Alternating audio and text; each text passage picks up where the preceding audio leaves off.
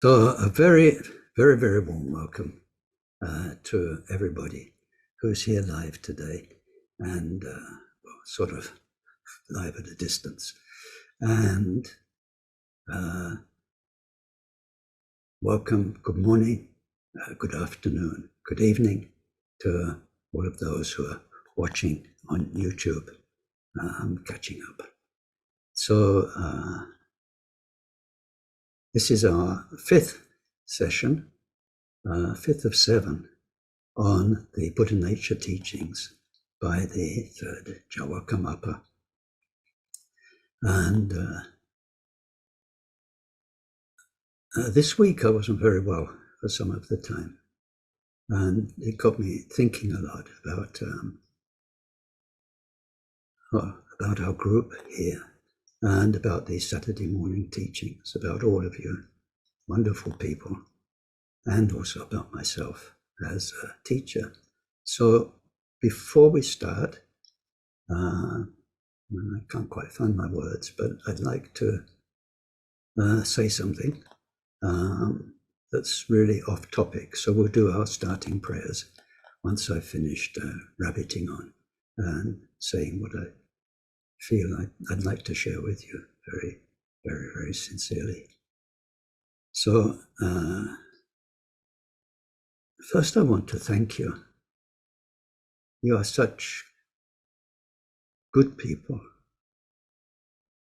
I know many of you, some of you for some years, and here we meet and we share. I think you're wonderfully kind and compassionate people, and also that you're courageous, you're brave, because what we're attempting to do here, not just here, of course, in Dharma, and you in your noble and precious human existences, we are trying to do the impossible. It's very, very, very, very hard. And I admire you very much. I'm very grateful that you exist in this world. And I want to speak in a minute about my own role in all of this. So, what we're all learning is to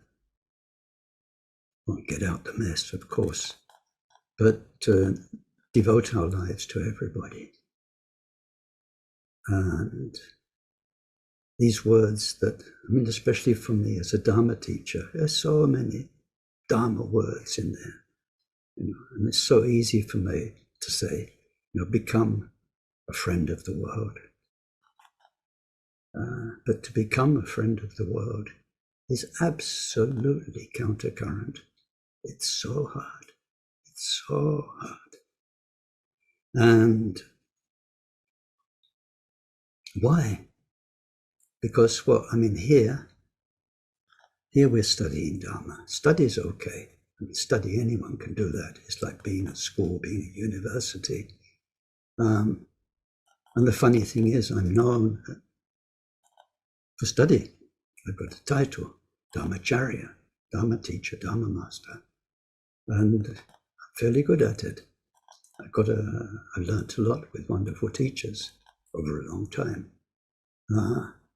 But all of the ideas, thought structures, and by the way we're going through this text, they're only there to help us practice and change. And the practice of Dharma is what is hard, is countercurrent, because in the best of times, even in the Buddha's time, when the Buddha was there, he lost half his Sangha, more than half, to the cousin Devadatta, who wanted to murder him. It wasn't just different philosophical schools. There was something quite dark behind it. Buddha said that when Devadatta would die, it would be terrible. So anyway, in the best of times, Dharma is not easy, because we are working against lifetimes and lifetimes of habits. And in all those lifetimes, then we've generated everything that makes us who we are today, and the world we meet all around us. And so, as you know, and in the last talk as well, which was about all these entrances, aggregates, elements, and all of that, the technical terms, which actually point to what goes on in our thoughts and feelings and material existence day after day, then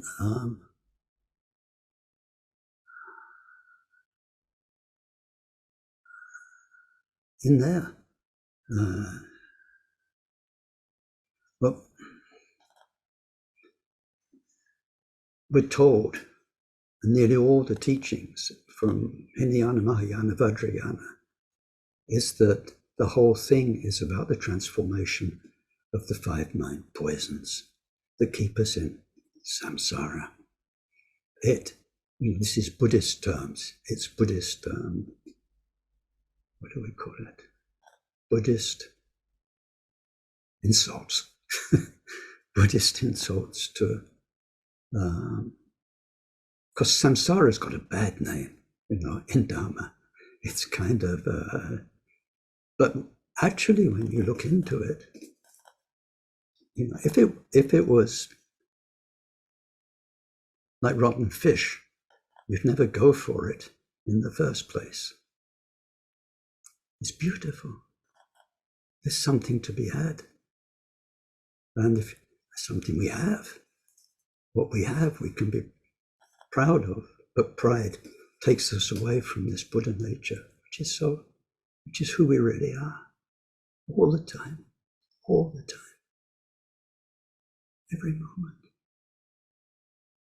Sometimes through practice, we experience this. We're there in Chinrazik's Pure Land. We meet Guru Rinpoche. It's so obvious. It's here all the time. And yet we get drawn into the habitual flow and power of samsara. So we wouldn't do that if it was rotten, lousy, stinking. Why do we do that? Because we want power. It's because we have habits of hatred and anger, and so we get really upset about this and that, and him and her. So with anger, the way for more worldliness, more samsara, is to feed the anger, to follow the anger, to ride the anger. Jealousy, pride, desire, all of them. There's one way which takes us back into the world. And what the Dharma way is, it's counterintuitive. It takes us out of the world. It takes us to what we've been studying. We're looking at ideas and words about something which is just so ridiculously, glaringly obvious to the Buddhas. Every single one of us, every insect, every animal has this heart nature, which is so kind, so powerful, and so beneficial for everybody. So we either move towards it or we move away from it. That's what the Buddha nature teachings say from Asanga and from Gampopa. Everyone has it. Everyone has it the same, whether you're Dalai Lama or whether you're a flea. It's not the problem of not having it. It's that then it says, there's 2 bits of good news, and the third bit, which is the but, it says, all beings have Buddha nature. Everyone has it exactly the same, exactly. However, the third thing, it is covered up by the obscurations and by karma. And we had in another talk, stick and drip, they're called in Tibet. So what we are doing what we are learning to do, because I want to talk about that in a second, about myself. What we are learning to do is to fight lifetimes of habit and make this decisive breakthrough. Now, this is hard in the best of times. It's always been hard because of the power of what we call Mara, whatever takes us into deeper, away from our Buddha nature, into worldly existence. It's not the Bodhisattva's compassionate existence. But these aren't the best of times. And today, the current around us in the world is appalling. There's so much materialism, anger, fighting. There's so little of care for our brother beings. We just let them starve. We let them die in the oceans. We even, hate the next country's people, whatever it is. There's more and more nationalism and all those things. Our poor children, so many of them, majority of them, by the time they're not old at all, they're sharing porn videos, and not just light porn, heavy porn. It's the norm. It's the way they're growing up to understand their own bodies, other children's bodies. The world, and this was so much predicted by Guru Rinpoche, predicted in the Kala Chakra teachings, just how it will go in this time. The world is in decline. So it actually said, Buddha said, that if in this time of sharp degeneration, if we can just not go along with it, so it stay neutral, that's just like those who developed enormous virtue in what's called the golden period after the Buddha's life. The downward pull is very strong. So at one point this week, I didn't know if I would be around for today's teaching. And I'm very happy to do the blah blah once I finish this bit and go through the text and tell you what the third Karmapa so kindly tells us about Buddha nature. But it's like an X-ray. Buddha, the Dharma is about the invisible. Samsara is about the tangible. You can see the material things. Dharma tells us why, what's going on behind the scenes, how it works. And we can't check it out in our normal everyday state. We can't pop back to the last life or go back to the last 300 lives. We can't jump to the next life to see. It's such a knockout between lives. But Buddha teaches us that in the invisible force and web of this universe, which we were looking at last week as IIIrd Vijnana, that, sorry, I've forgotten what I was going to say. So anyway,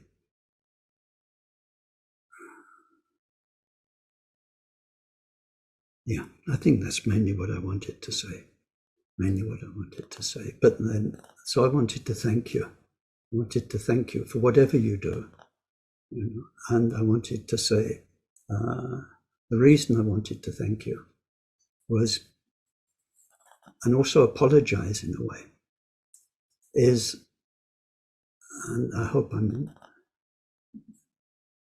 not being strange or boring. It's not our usual sort of Dharma talk, sorry. It's something I feel I need to share.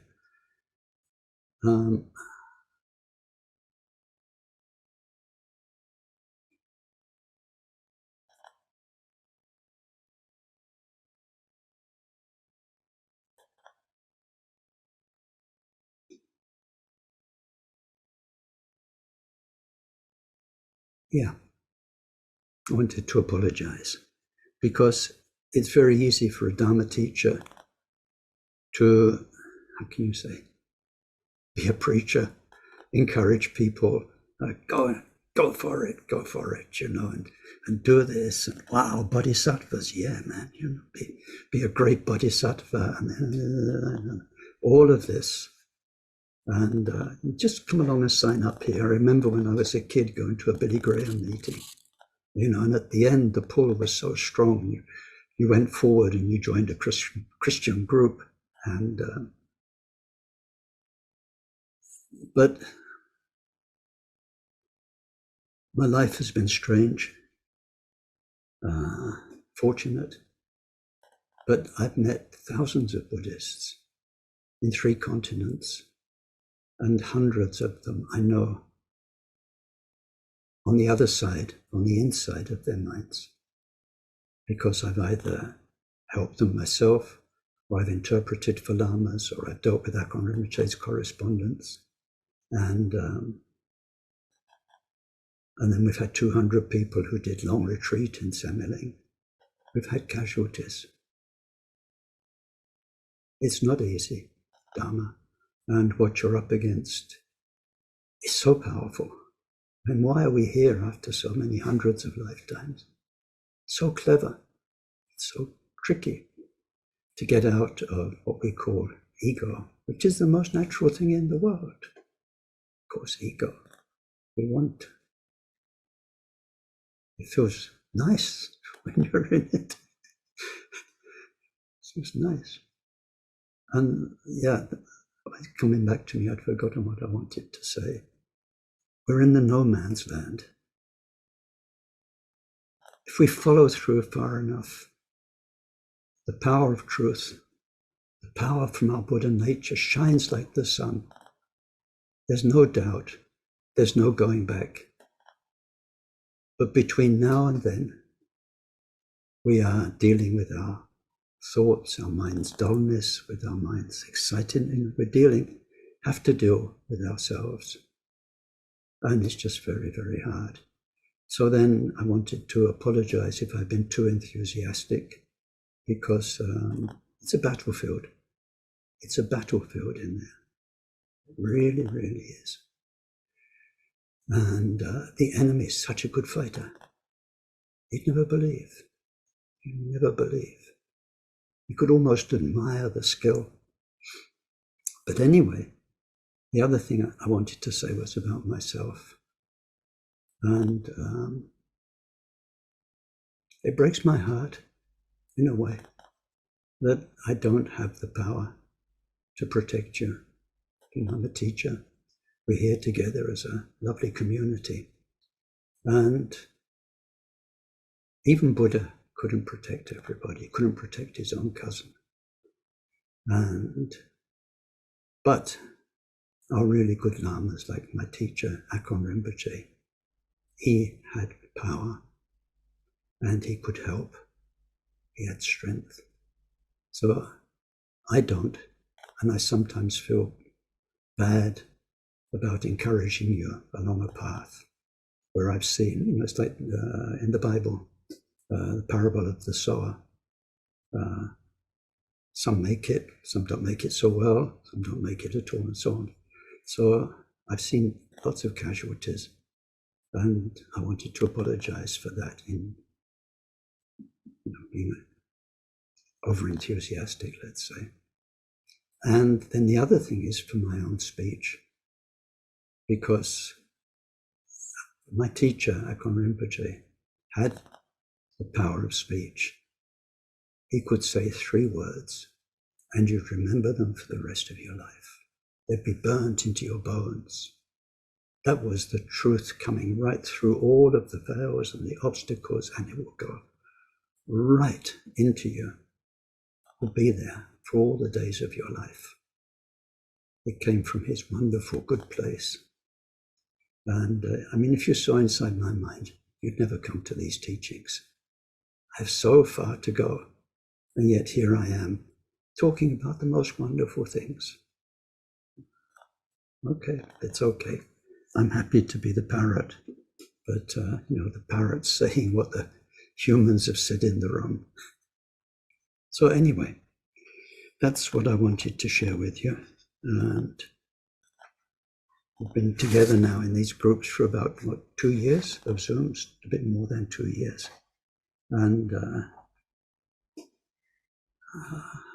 lots and lots of teachings, lots and lots of teachings, so many topics. But I wanted to say that. So now let's do our prayers and turn our hearts in loving care to all sentient beings. And as you know, with a big mind, including as many as we can, and especially those connected with us in this life. And then with a beautifully loving, caring mind, our heart fully open to every being. No blame, no criticism, just loving care for everyone, whoever they are, whatever they do. And then with a happy mind, because the only thing we can trust in this world is Dharma.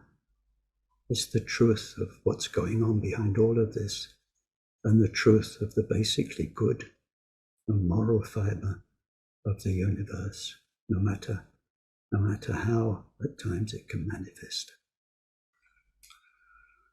Sonje chodan soje chonam la janchu bado dane chapsanje dagi jinso jipe sonamje drola penchera sonje droparasho semchen tamche dewadang dewe judan dempara choche Dongal dang dukman je jodam trawara choche. Dongal mepe dewa tampadang nan trawara choche. Nerin chadan tam tralwe tan yom chempola nipara choche. Deyata shame shamawate Shammeta Shatra Kurimara Karuta Keorita Juvati Oloyani Veshuda Nimale Malapa Naye Kukure Kaka Grasana Omuke Paramuke Amuke Shammedawani Sawa Graha Bandhanane Mikre Etva Sava Bhava Pravadina Vimukta Marapasha Savitva Buddha Mudra Nugatita Savamare Utsarita Parishuddhe Bigashantu Savamara Kama.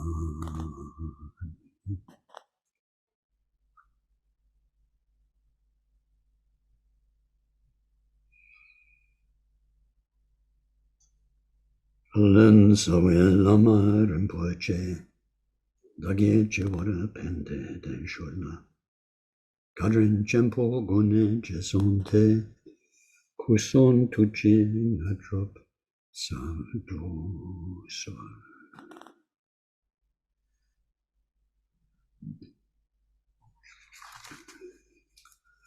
Thank you. So back to business.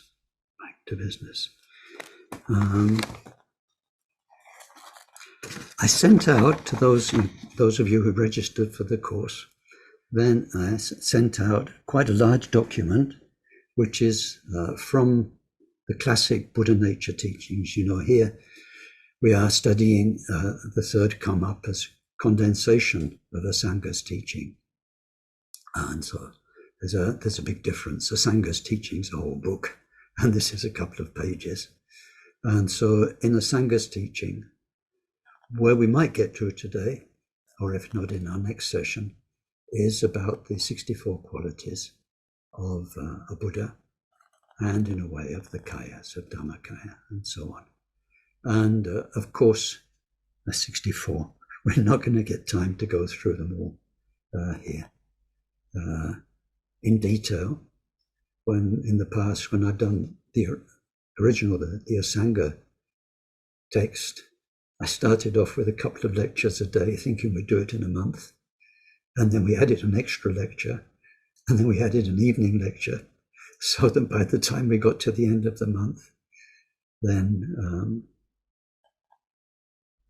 so anyway, what I thought is, of course, I'll give a brief introduction to those, but let's not call it homework. But if you are more interested, I didn't want to leave you up in the air. So you've got plenty of information.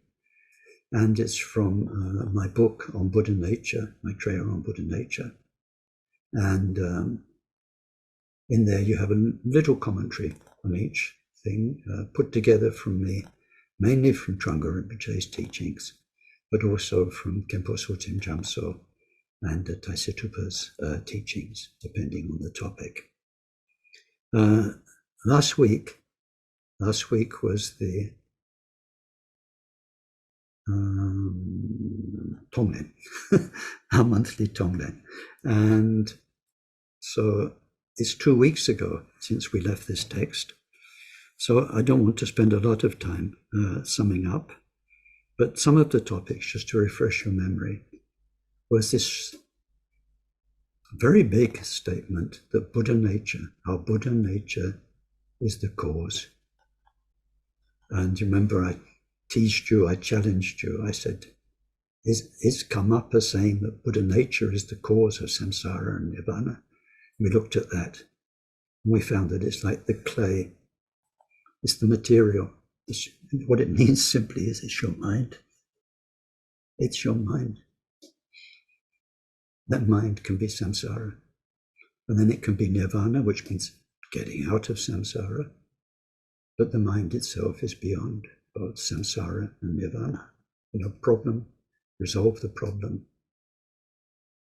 Buddha nature is the possibility of mind to be anything. Anything. From the worst to the very best in existence, from the highest heavens to the dirtiest, foulest hell. But also how mind can be mind in itself. If it's not any of those things, then what is its nature? What is the nature of the mind, which is none of those things? So we had that, the cause. And then we looked at how mind is like space, the space that encompasses everything in that. And then we saw this confusing use of the term alaya, the ground of everything. Now, let's bring this back to reality. The ground of you. It's the ground of you in all your experience. It's the basis. It's mind. Everything we experience, even though it looks like it's somebody or something out there, the only way we know it is with our mind. All the out there is happening in our mind. It's like on our screen. And the in here, the me bit, is all mind. So mind is the basis for everything. But when we talk about Buddha nature as alaya, the basis, then we don't mean alaya vijnana, basic consciousness. That's something else. Alaya vijnana is a part of stuff, samsara, nirvana, up, down, anything that's happening in the normal sense is through the programming that's in alaya vijnana. So we've looked at that a little bit. We'll come back to it, I hope, in this course, maybe today. And this big statement that this purity is present right now, but B-U-T, that powerful word, but. It is obscured by the dualistic world of appearances. So we looked at that, and we saw that all of that happens because of aggregates, elements, and entrances, which is the Buddhist way of seeing what goes on in our consciousness. How comes we make karma? What is making karma? How does it create future results? How do they manifest as form? In people, flowers, food, forms of all sorts, and forms in our head, memories, ideas, and then feelings, how we feel and react about those things, and then cognition, our cognitive processes of recognizing, labeling, and then the samskaras, our worldly reactions, and so on, 51 mental events, and then consciousness itself, the five senses, the mental consciousness. So we looked at those, and then that went on to say how, yes, in the basic level of Dharma, we use those to get out of the trap of ego, of this feeling of being a solid being.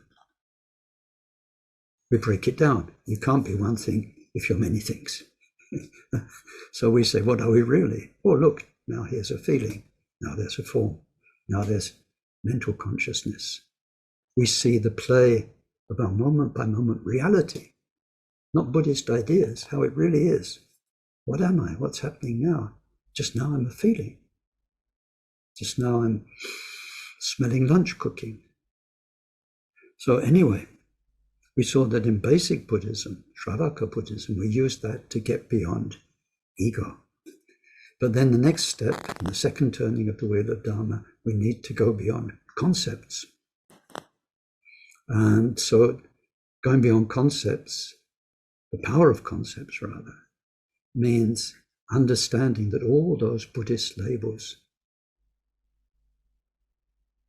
in the five aggregates and the 18 elements of consciousness and the 12 doors of perception, all of that is there to help, but none of it is quite what it seems. Very helpful Buddhist labels, terminology, whole way of handling your life. But then to go beyond that, we need to understand they're just ideas.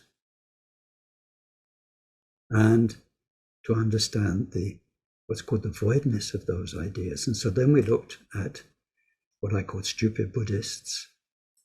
And they're those who hear words like, it doesn't exist, or it's not real, or it's all like a dream. And they get it wrong. They get it wrong. And so I talked about those enough last time. It's a painful topic for me because I see a lot of people who are, like we saw last time, they're incurables. Their compassion goes, their humanity goes, because they just think it's all void. And Buddha never said it's all void, it doesn't matter. Buddha said it's all void, and therefore it really matters.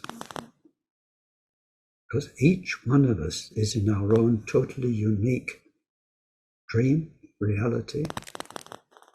It's all in our heads. Each one so different. And so each one of us is there. And so that's why it really matters. Because this person's in this world and they hurt. They hurt because they never got valued as a child and they're looking for approval for all the rest of their life. That really matters, even though that's their mind state, built up over so much, or built up through trauma, or whatever it is. It really matters. The voidness teachings don't erase reality from our compassion. They make it even more vivid, because if only the mind can be changed, it can all change. A person's whole vision of life and the world. So I think we got there. And so where we pick up, where we left off, is it says, understanding, in the text, understanding voidness through the division of the body and so on into parts. Aren't you yourself deceived? Nevertheless, this has been taught in order to counteract clinging to reality. So, in the progression of ideas from the third Karmapa, then he said how the stream of consciousness that we are is duality. It's dualistic, subject, object, two sides, an inside and outside, a universe and an experience, and so on. And that in there we've got all those components. And he's saying, aren't you deceiving yourself? And what he means is that it's conceptual. So we've got rid of a harmful concept, me, I, and all the damage that causes to ourselves and to others. So to get out of that, we just look at it. What the hell is I? Where is it? What is this I that feels so solid, so strong? So we look and we just find the components. So it says the division of body and so on into parts. So we look at our perception of the world, the play of consciousness. We look at our own body that we inhabit, and by breaking it down into parts, we see it's not one, and we get out of egotism. That's basic Buddhist practice. It's real. You sit down, you meditate, you look for self, you can't find it. You just find a whole ever-changing stream of things. That's definitely you. It's not the man next door. That's you. And that stream of, so it's impermanent. And why that stream? Why these experiences? Why is this happening? Then that's the power of interdependence, impermanence. So we make useful concepts that get us out of the danger of ego. But then, in order to be Buddha, in order to discover Buddha nature, we have to go beyond all concepts. They are prisons. They keep us in such a tiny place. It's called bondage. All sorts of words in the scriptures, fetters, bondage. So all concepts, even the most best gold-plated, perfectly illuminated, perfectly calligraphed Buddhist concepts, even those are a prison. They're a better prison than samsara, but until our mind transcends, now concepts doesn't just mean thoughts, words in the head. It means it's namtok in Tibetan. I think I explained that in this course. Namtok means all mental activity of our consciousness stream. Somehow we have to go beyond the power of it. This is the point. It's got power over us. Our thoughts, our feelings, our reactions, the way immediately we cognize, recognize, define other people, ourselves, and so on. All of those things just labeled, the aggregates, elements, entrances, and so on. We need to go beyond. So anyway, we are deceived, but it says, nevertheless, these things are good. At the right time, in the right place on our path, they're priceless. They get us out of trouble. They help us. And so it's not that Buddha got some of it wrong. It's not that some schools of Buddhism get some of it wrong. It's that there are teachings for different stages of evolution. So when we're starting out on the path with clunky egos and so on, we really, really and truly need the basic teachings. But then once especially our meditation experience is better and better and more stable, then we need to understand this power of mental activity to draw us in so that we see the world through this view, this idea, that idea, this story about ourselves, this story about the world. Anytime we're locked up in a story, we're locked up. So we need to break free.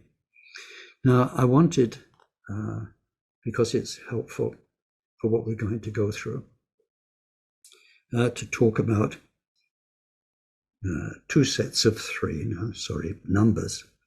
We need numbers. I've not had many numbers today. So it's a Dharma talk, and if we don't get numbers, we're lost. So we need some numbers. So let's take an easy number, 3, and then we've got another 3 coming afterwards. The first 3 will be familiar to those of you who've been doing Tonglen recently and who've done some of the earlier courses last year, year before. And it's about the 3 dimensions of our mind, of our worldly mind. Let's leave the Buddha nature part of mind aside for the moment, because that's the next 3. Here we're looking at our stream of consciousness, which means everything we are day after day, life after life, that ongoing story, which is so unique. You know, there's never been anyone in the entire multiverse like you. You're so unique. And the story is ever changing. It's called a stream of consciousness. It has a very nice name, nice sounding name in Sanskrit. It's called Samtana, a bit like the rock group. Samtana means your stream of consciousness. So that's in 3 parts. And if we can distinguish those one from another, it is just so revealing. It is so helpful. So where shall we start? The first one's called Shenwang in Tibetan. Shenwang means other-powered. Literally, Shen means other, Wang means power. Other-powered, powered by other. And it's what we have no control over. It's the play of karma on our screen because of, why is karma? Because of past lives, of course. So I think we looked at that in the last Tonglen, where you don't have choice. Your mother and father, you were drawn towards them by karma. You can't say, oh no, not these two. Oh no, I'm not going to spend a whole life being their kid. Too late. I mean, you get them and your siblings, and then you get your basic health deal for this life. You get your basic wealth deal and power, prestige, influence on other people. So much is there, and we can do little or nothing about it. When we can do something about it, it means changing our whole karmic story by working at it again and again and again. It's like turning a big ship around. So Shenwang, that's happening right now.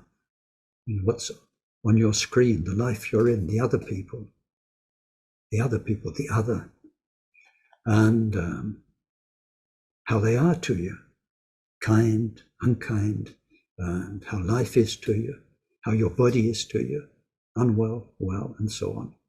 This is the story we've inherited. That's Shenwang. The next, number 2, is Kunta. And Kunta, many people translate it these days as imaginary. It means like totally labeled. In a loose translation, we could call it the story. So what is the story we're telling ourselves about what's happening to us through karma? Now, whereas Shenwang, the story through the power of karma, we can't really change very much. But we don't know what's going to happen next week with our health, with our wealth, with war and peace, with people who turn up in our lives, people who leave our lives. We don't know. That's under the power of karma. But kunta means how we're telling the story of it to ourselves. And there we can do everything. There we have power. And the Buddha's teaching is so kind, because the Buddha gives us the power to change the storytelling so that we can, in our mind, turn an enemy into a friend. That's what we do in the Bodhisattva teachings. We think, how kind, because this person, the enemy who makes me feel so upset, now I can deal with, why do I get upset?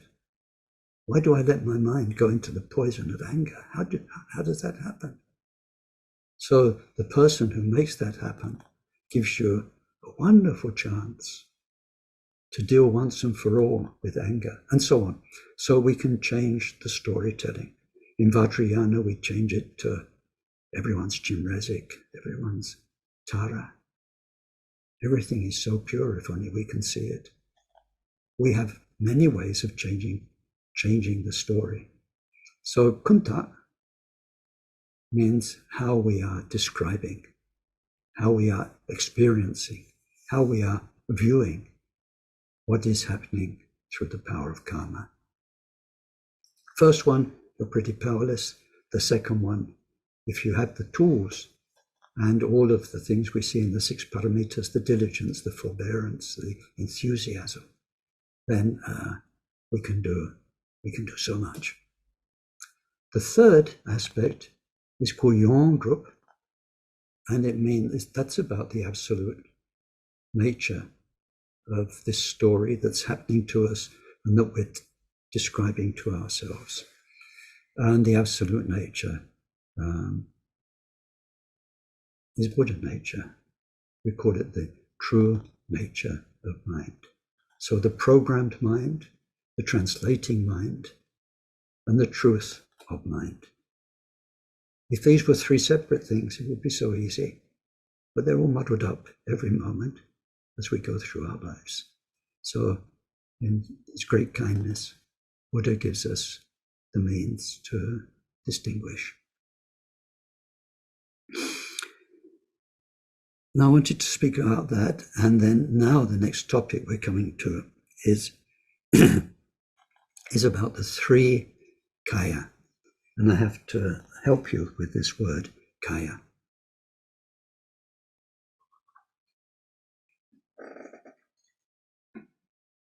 On a base level, it means body. And in many texts, you'll see the 3 bodies of the Buddha. It's not a helpful translation, it's literal. So many people go for that. I prefer to keep it as kaya because it has such specific significance. If we change from body to embodiment, the 3 ways that perfect mind, here we're looking at as our Buddha nature, but it's only our Buddha nature while we're still not there. It's the truth. It never changed. That always is. How is it embodied? How does it present, we could say. So there we are, closer. And in many texts, we do study the 3 kayas, Dharmakaya, Sambhogakaya, Nimanakaya, as sort of, they're almost like 3 separate things. And especially Dharmakaya, which is the real Buddha, the real truth of mind, is often talked about when we meditate. We say, let your mind rest in Dharmakaya. It's very optimistic. And you can be in a shrine room and you've got a master and you've got 60 people in the shrine room and they say, now settle your mind in Dharmakaya. How many people can do that? I'm not really sure. But, we have to get used to the idea anyway and then work towards it. And some will, some do, of course. So Dharmakaya, but many people get it wrong because many people think Dharmakaya is emptiness of mind, voidness of mind. So they experience the mind caught up in stuff, caught up in projections, labeling, concepts. The mind busy, and so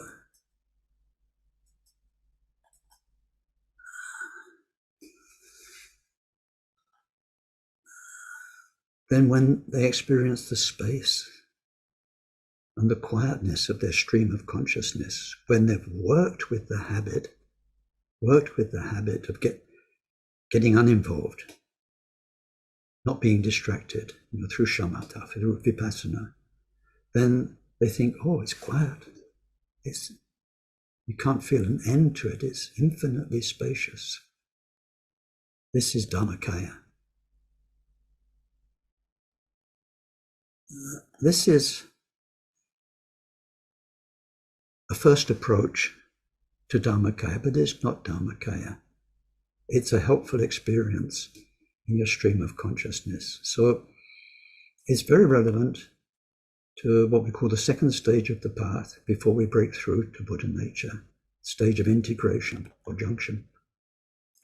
And the first step of that is called warming up.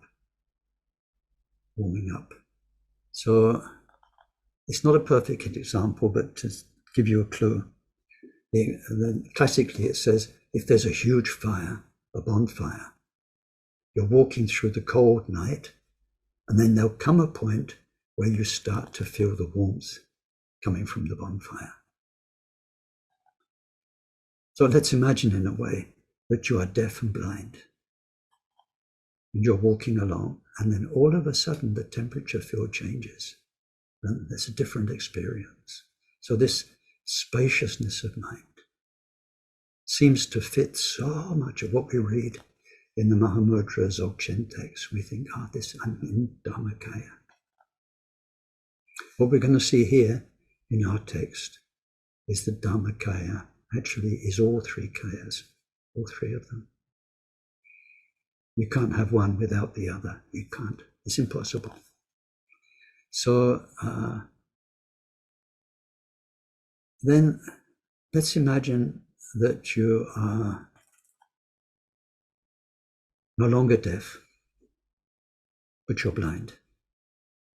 So then now you can be walking across the moors and you hear the crackling of a fire. And then later on you get even closer to it, you feel the warmth. But that's all. You can't see the fire. Now let's imagine you've got sight. So when we reach the third of the 5 stages of the path, the stage of sight, insight, it's called, actually looks like the stage of sight, stage of seeing. Then we are directly aware of where all this is coming from. The spacious, compassionate presence. We actually see it. I think last time we had the example of the sun coming up. First we see just the light in the sky, and then the vivid dawn colors. But it's only a while later we actually see the sun itself that's actually coming up. So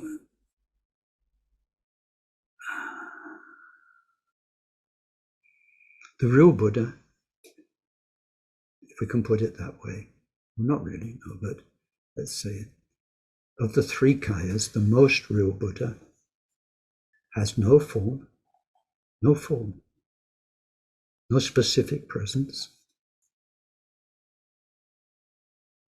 and it's formless, colorless. What is it? And that's where the main Buddha nature teachings from the Sangha start. They say it is 3 things. I think we had this last time. Chen say no. It is wisdom. Now, wisdom has no form. Wisdom has many aspects, from being wise about things, dharmas, to the 5 innate Buddha wisdoms that we studied in our 5 Buddha Families course, 5 Elements course. So that wisdom is Dharmakaya. Then the second is loving compassion, which also has no form. It's not a somebody somewhere in a pure land, a Buddha like that. It is universal, loving care and kindness, the radiance of compassion, because there is wisdom about everyone and everything and why everything's happening. And then the third quality is power. It's what I was talking about at the beginning of the talk. I don't have power. I wish I had power. Not worldly power, I wouldn't want that for no. Really wouldn't want that. But people hurt so much. The power to at least do something. Buddha mind, we're looking at it under the term Tathagata Gaba. Buddha nature has that power. So these three inseparable, like the warmth and the crackling and the light of the fire, are the real Buddha. That's the isness. That's what the truth of our mind is. The truth of your mind is wonderful compassion. You're such a kind person in reality. So good. It's goodness, it's kindness, and so on. But then how is that perceived by those who interface with it through Dharma practice? If we go to the best members of our Dharma family, the great bodhisattvas and bodhisattvas who have broken through to their Buddha nature definitively, first bodhisattva level, and then who take that further and further through the 10 levels, then their minds interfacing, interaction with mind's true nature, wisdom, love, power, makes them experience it through the residue of what they have as the 5 senses. They see Buddhas. Their heart is so illuminated by the Dharmakaya presence that in one instant they can see actually many at the same time. But to give an example, the healing of everything that's in Buddha mind, everything can be medicine. That power they feel, and they experience it as medicine Buddha with the whole medicine Buddha mandala, the pure land of Tanadu, and so on. So they see Buddhas and pure lands, and then when we study them in detail, there's 5 main qualities. The teachings they get are very pure Mahayana, and their entourage is other noble bodhisattvas and so on, 5 qualities. Okay, so that's for the, how can you say, that's for the superstars among our Buddhist community. But then, what about the rest of us? Well, then there's Nimanakaya, which is the way our unliberated, not free from ego yet, mind, can still, through the power of many things, moments of good karma, a deep prayer, more than anything through our meditation practice, we can meet Buddhas. We don't see them as pure lands. We don't see them as Buddhas. We're not in a visionary world of light where everything is so clear. We meet Buddhas as teachers who give us teachings. We meet Buddhas in all sorts of ways, sometimes in a landscape, on a mountaintop. The truth, the love of Buddha, the wisdom of Buddha, the power of Buddha breaks through our ego barriers, our self-centeredness, and communicates what it is through teachings. We learn, teachings means we learn something. It might not be learning in words, but we learn something. we discover something, we awaken to something. So this pure nature of our mind can break through to our superficial stream of consciousness. This is all internal. When we talk about Buddhas, it sounds like out there in some way then manifest in you. We're really talking about your own inner goodness. If you look after it, you meditate well, and then when the moments are good, when we receive teachings from lamas, when we're in divine circumstances, and so on, when all the things come together, then we can breathe the fresh air of the truth of our Buddha mind. So 3 kayas, you see, they're not 3 things. There is Buddha mind. That's the truth of most beings, but they can only get some of it. They can only pick up some of it. Like the blind person or the deaf person can only pick up some of the fire. Now this is important in the Karmapa's text, because now we get into the section about the kayas and the qualities. He's not so much presenting them in Maitreya's way, which belongs to Mahayana Buddhism. It's at the summit of Mahayana Buddhism. So Maitreya's text on Buddha nature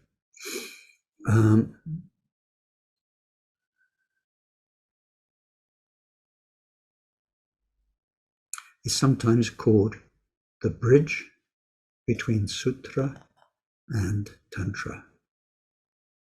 But it does nevertheless belong to Sutra. So the 3rd Karmapa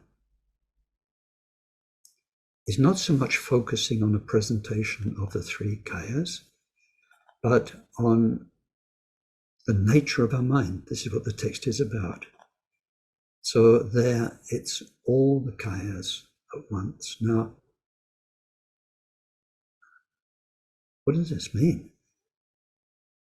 Now, we're here on our path to learn through Mahamudra or Dzogchen or whatever path you're on, to recognize the nature of your mind. So it means what we're going to discover now in the text is part and parcel of the true nature of your mind. So let's have a look at it. I'm not sure I've got all my text with the verses. I took it away to scribble on it, and I don't know where I left it. Oh, here.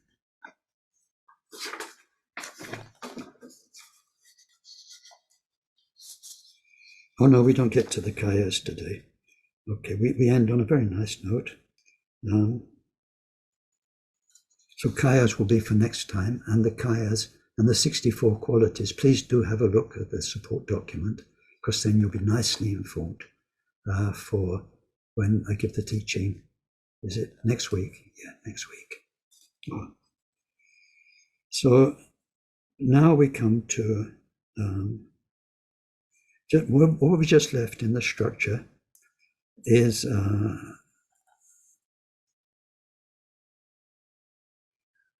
section about the false and correct mental fabrications. Good thinking, helpful thinking, Dharma thinking, worldly thinking. So that was in the verses, beginning and end are based on the network of mental fabrication and so on. Then the next verse, that which grasps at or rejects these appearances is illusion. And then the 3rd part, recognizing this to be a mistake is said to be the remedy. So it says there, however, understanding of non-duality itself is not a reality. So the dualistic thought is itself a thought. If you're thinking I'm beyond duality, you're thinking a thought and you're in duality automatically. Oh dear.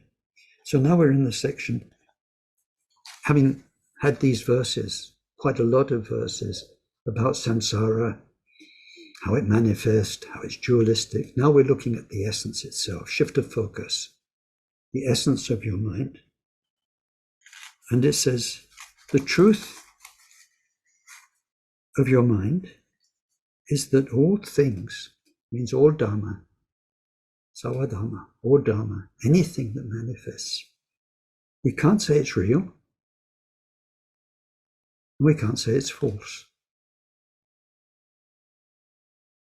This was the problem we looked at last week with the stupid Buddhists, or the week before last, saying everything's unreal. So things that manifest to your mind and to my mind are real for us. They're not absolutely real for everybody. Things in their own right is what it's called. Because then everybody would experience everything and everyone the same. We don't. So the way we perceive, the way you perceive me right now, for instance, is false. Because whatever Ken Holmes is in your world is not the real Ken Holmes. It's the Ken Holmes you meet on Dharma teachings. Like I said, I don't think you might not like me if you met the real Ken Holmes. Anyway, the me I see when I meditate. But so you can't say that's the real Ken Holmes. So if you think that's Ken, if we make something out there solid, we think it really exists, just the way we perceive it is the way it is. This is the whole point. Then, no, you got it wrong. That will be false. But it's real for you. So it's real. It's real for you. It's real for you. And there's no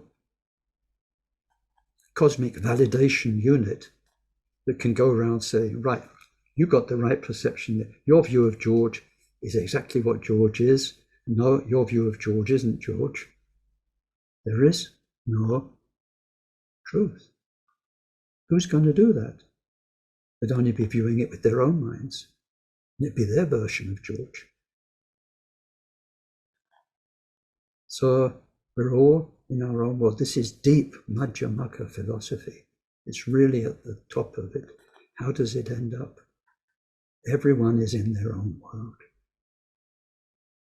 We are a community of minds, each one of us in our own reality, which is not as real as it seems to us. But we can't say it's false because that's the world each of us is in. So as far as Buddha nature, the truth of our mind is concerned, there is no real, there is no false, there are appearances. So the wise consider everything is in Sanskrit is sarvadhamma, chutamche in Tibet. Every possible thing, from heaven to hell and all the way along the stages of the path, anything that can manifest to this mind of ours is not real, it's not false. It's the interdependent play of the moment. So the wise, this means bodhisattvas in the 10 levels. It's a code word. The wise means bodhisattvas in the 10 levels. Consider them as being like the moon reflected in water. This is such a famous Buddhist image. And the moon reflected in water, the finger pointing at the moon. The moon has got, and sometimes people get the moon in water. You could get it as a koan or something you have to meditate on for 15 years until you crack the meaning.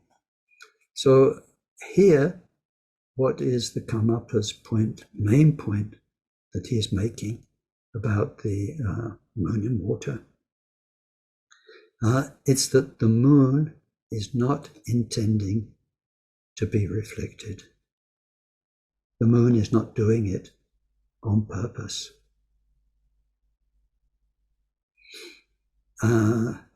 But whenever there's a moon in the sky, whenever there's a puddle of water, then there can be a reflection.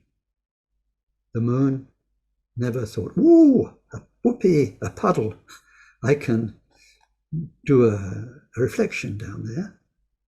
And there's no intention, just the moon is. But as soon as there's a puddle and most importantly, human beings with eyes to see, then they can see a reflection. If they look up at the moon and they look down at the reflection and the water is very still, it's the same, isn't it? You see a white disk. As far as your experience at the moment, you look at the puddle, look up in the sky, really good puddle, really clear water, really calm night, then it's the same. But it's not the same because we know that moon is a huge, great piece of rock, right, up there. And the reflection in the puddle is not even in the puddle. You know, once you start walking around, it's not as though there's anything in the water at all. Just when the moon and water and the eye come together, there's an experience. When our good karma, when our devotion, when our prayers and meditation practice come together with our Buddha nature, then we experience it in so many ways that we are expressed through the three kayas. But what we experience until we've made the big breakthrough is not it. Now, for instance, the real moon up in the sky has huge gravitational pull on the earth. You know, as it goes around, it makes a lot of things happen, even in our own bodies and in the tides and so on. That reflection in the puddle can't do that. The power of the moon, the presence of the moon, is so different. So all the Dharma teachings and so much of the Dharma experiences are like the reflection of the moon in water. The main point is that Buddha isn't doing it. Now, if you have a guru, this becomes a very interesting topic. I hear over the years many people in Samiling talking about their experiences. Rinpoche is doing this to me now, or Rinpoche is putting me through this. And you know, it's like Christians with God. You know, God is giving me this as a test or whatever. And having hung out with lots of Rinpoches, you know, for 50 years, they're very surprised when they hear reports back of you're doing this to George. Sorry, you know, using the name George all the time. No offense meant to any of the Georges present. But by the very nature of our connection with our Guru or with Buddha mind, same thing really, then that will stir up your Dharma, is what I was talking about at the beginning. The deeper your connection, then the more powerful the Dharma, and sometimes the more powerful the obstacles that we have to overcome, which is why I said it's not easy. Not easy at all. So here with the moon and water, we see that Buddha isn't doing it, but by the grace of our connection, which makes like the puddle, then Dharma comes into our lives. Dharma shines in our lives. So because it just is the truth of our mind, and all the rest is the passing, changing, interdependent illusion covering up the truth of our mind, it is called the ordinary mind. It'll be a big surprise when we get there. It will be the most ordinary thing. And one utterance, and it came in a song I made with our friend Katie here. And it's, I've always known this. That will be the feeling. So many great masters, when they break through, they say, I've always known this, because it's the truth. It's such a strange thing. And in fact, if you actually look at their life and their whole Dharma journey, that's the first time they break through. But the familiarity, and it's not contrived. It's not contrived by thoughts and projections. It's not zhenwang. It's not under the power of past influences and past karma. It just so naturally is goodness. So this ordinary mind has another name, which is Dhamma Dhatu. Dhamma Dhatu. Dhatu means the space, and Dharma means things. So the space in which things happen. It's also called the essence of the victorious ones. So this is a Jina Garbha in Sanskrit, and it means whoever attained Buddhahood, whoever will attain Buddhahood.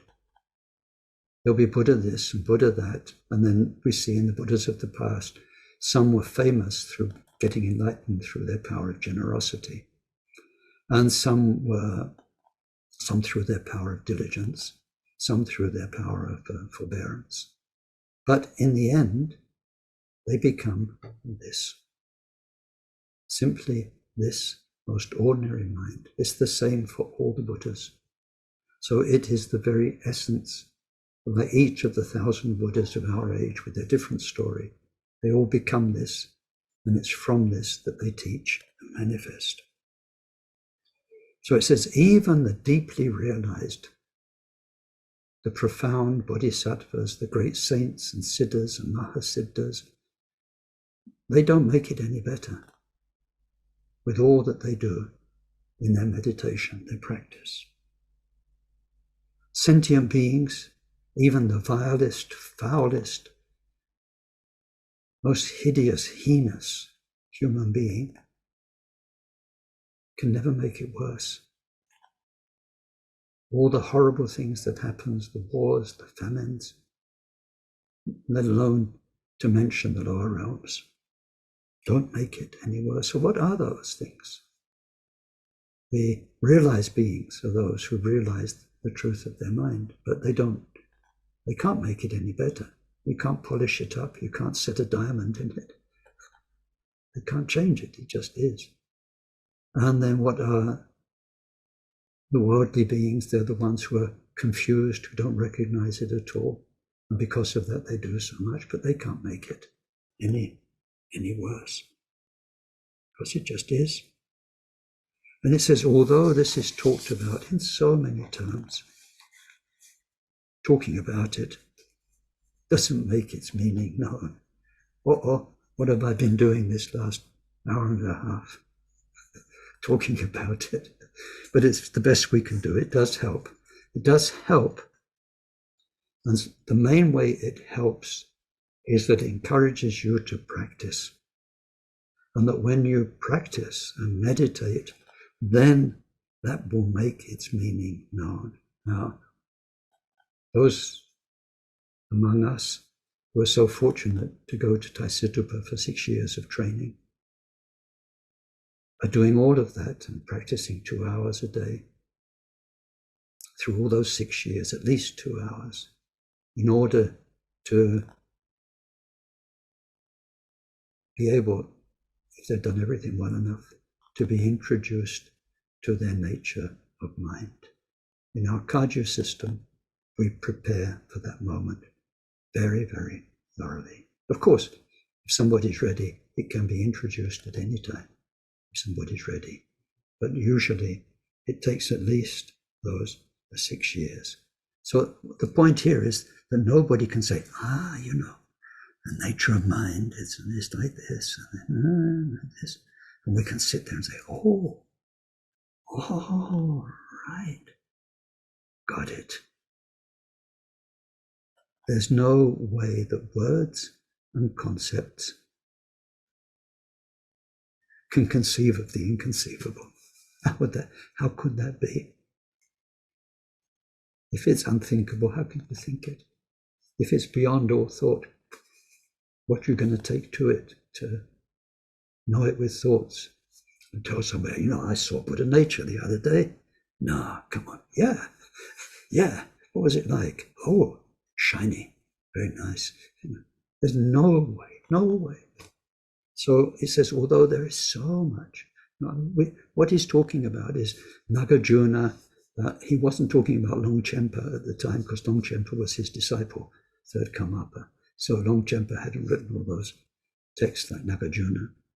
But What he means is there's so much Buddhist philosophy, and there's so much taught about Buddha nature, but the talking will never make its meaning known. What will make its meaning known, and then I must stop, is your practice, of course, meditation practice, but also goodness. Your goodness, your good karma. It's called the accumulation of merit, and then the accumulation of wisdom through study, reflection, and then mostly meditation. So that brings us up to the next point, which we'll talk about the 64 qualities. So now let's dedicate whatever was good in our talk today and share it from the heart with every single sentient being. Sonam diye tangche zikpani tovne nye pedranam ponchene. Je ganachi palab trukpaye sipe sole drowa drowarasho. Janchub semcho rinpoche maje panam jechochik. Jepa nyampa me padam. Kongne kongdo pelwarasho. Gewadi nyotoda chaja champo trukjone. Drowa chicha malupa deyi sala kaparasho.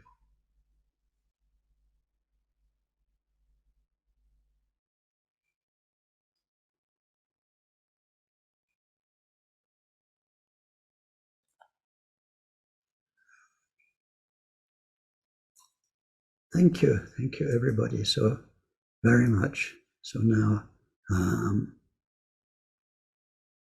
over to you if you've got any comments and or any questions I can help with.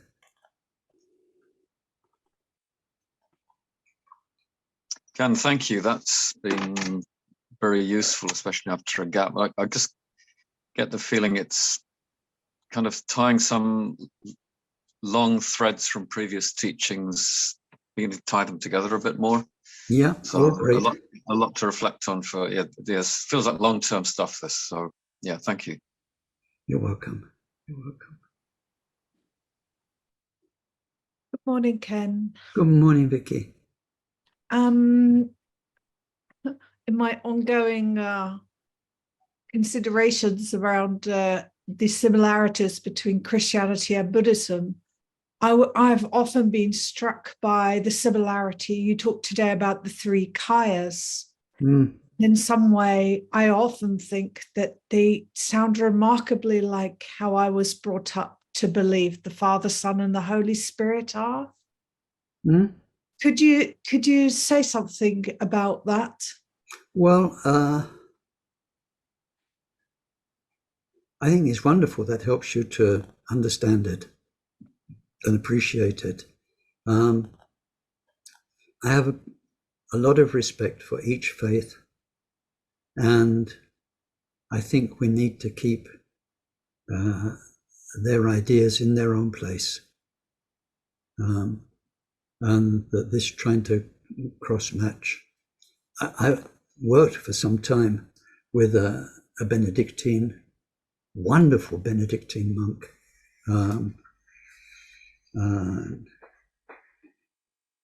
He was an expert on Guru Rinpoche, and so he was often looking for cross correspondences, but to an extent.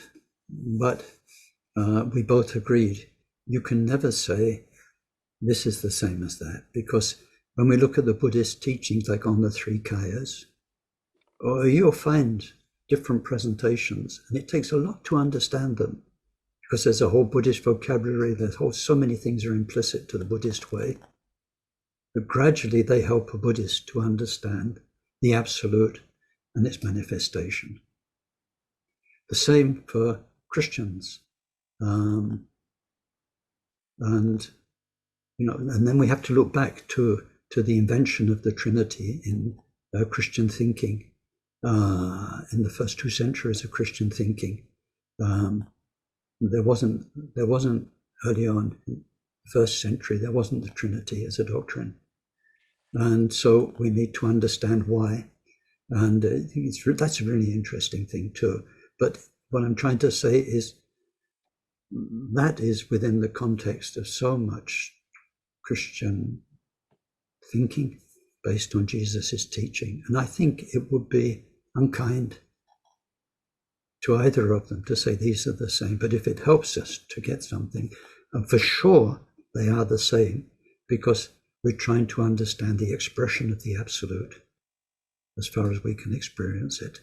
Father, Son, and Holy Ghost, three kayas, but then simply because it's three, because in fact, and I didn't want to make things too complicated today, we've got four kayas, right?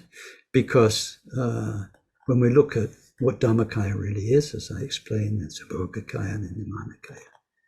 Then there's what's called Svabhavika Kaya, which means the essential kaya, quintessential kaya, which is what makes all of those three. It's a funny thing to say that those three are not different things. They invent a fourth name, which is the essential kaya, which can be experienced as Dhammakaya, beyond form, or Sambhogakaya, or Nimanakaya. And really, when we get a proper presentation of the kayas, there should be four. There should be those four. Thank you for answering my question. It does help me to unravel some things that I have a real, it's not that I want them to be the same. I'm just really wrangling with my upbringing within the Christian tradition and having the feeling that it feels the same. But thank you. And I understood your point about the absolute, which was very useful. Thank you. Yeah, and the idea, without getting into kayas, that in Christianity, that God is all-knowing, wise, and that depending, and not so much for the Hebrew God, but for the Christian God, God is compassionate and kind and loving. And I think for the in the Hebrew word is more God is just. This is in my discussions with Jewish scholars. They've said compassion isn't the foremost word when we think of the divine. It's justice, and but in Christianity, then thinking of God as all-knowing and all-kind, and that kindness expressed through Jesus, of course, and powerful. It's almost like the definition we had today, those qualities. And surely it comes because that's just the isness. It's what we talked about. It's what is. So Christians get it this way, Buddhists get it that way, and so forth. Thank you. You're welcome.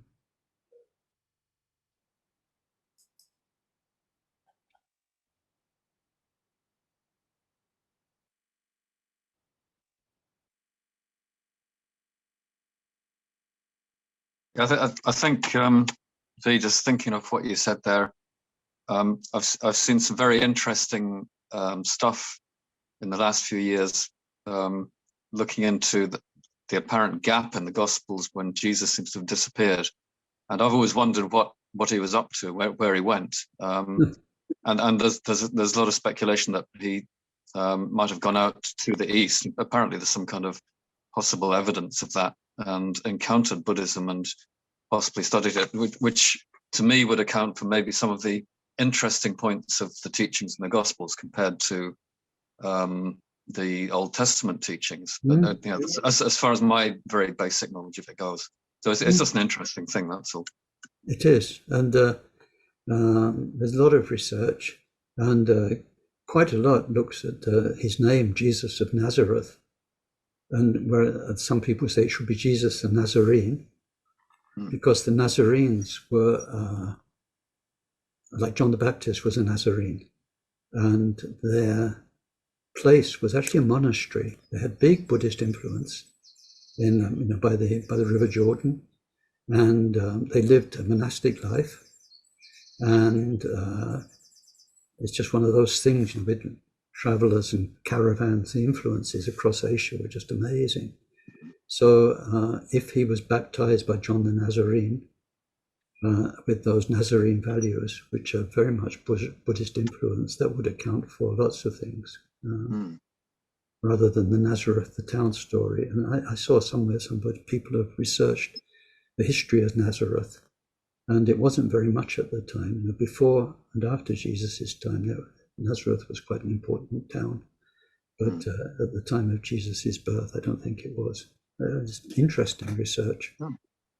And the things about Jesus may have gone east because in Ladakh they found some traces.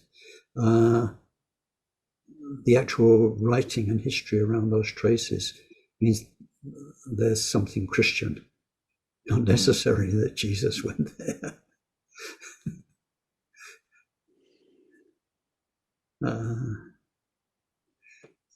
I don't know if it's maybe of any interest to Vicky, but Thich Nhat Hanh wrote a book called Going Home, which is Jesus and Buddha as brothers, and it's quite interesting reading. Yeah. Oh, yeah. I love Thich Nhat Hanh's writing. Wonderful. I love Thich Nhat Hanh. He's a wonderful Buddhist. Ken, do you hear me? Yeah. Yes. Okay. Hello. Yeah. Now you hear me before. Anyway, I have a question. When we're talking about karma, and you said that it's like our own unique world, everybody's own unique world. Yeah. So what is it? Group karma then? Yeah. That's sort of. Each person is in their own unique world, which is a variant of a common world. So because of karma, when we make karma, we can make karma as individuals. We can make it as a couple of people together, involved in doing the same thing at the same time. We can make it all the way up to as a nation, when a nation decides to do something like make war on another nation, and the people in the nation support it, even if they don't go out and fight as soldiers.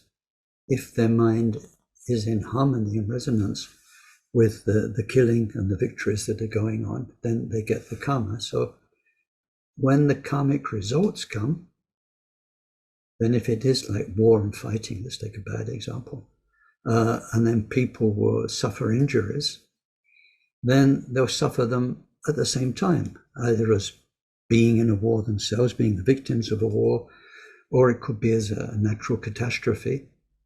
But within that, each person will have their own experience.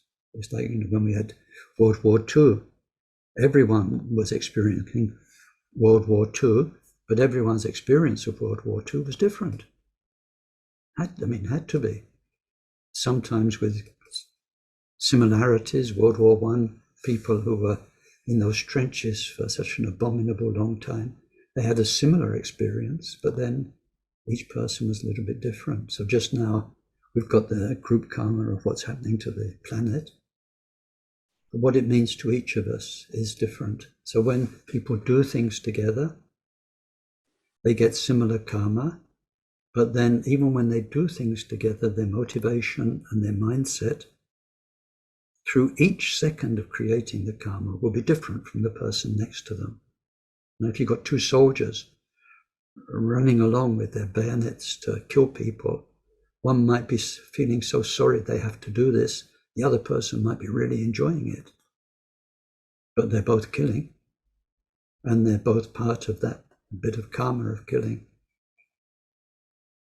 And the good thing, so let's not finish on killings and that kind of thing. It says that when people go to a beautiful meditation retreat together, then